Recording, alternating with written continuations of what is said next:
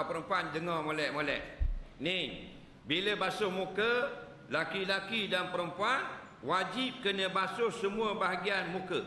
Mana muka kita? Laki-laki perempuan. Atas sekali padang tempat tumbuh rambut ni. Nampak?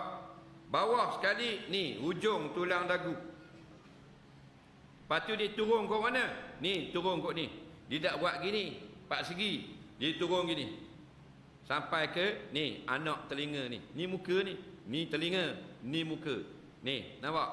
Ambil ni, tarik gini, turun kot tepi telinga, tepi dagu. Semua ni muka. Balik rumah, ni buat garisan tengok muka. Tak ada nak tahu hukum syarak. Faham?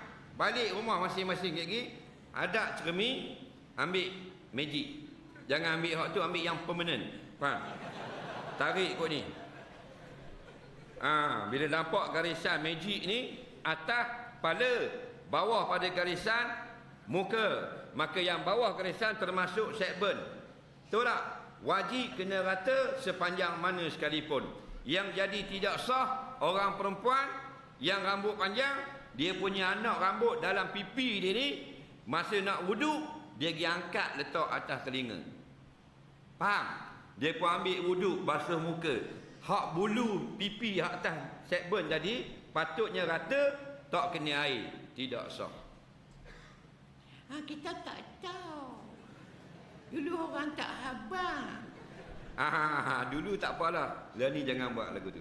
Faham?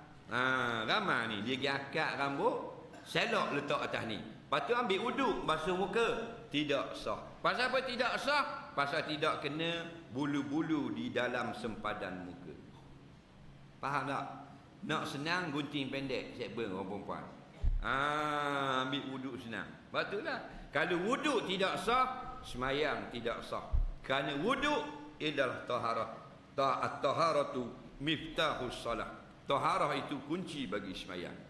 Kalau taharah tak ada, tak berlaku semayang. Dah kalau rambut hak dalam hak muka, angkat bubuh atas telinga, lepas tu sapu muka, kena tak hak belakang ni? Tak kena, sah tak? Tidak sah. Nah,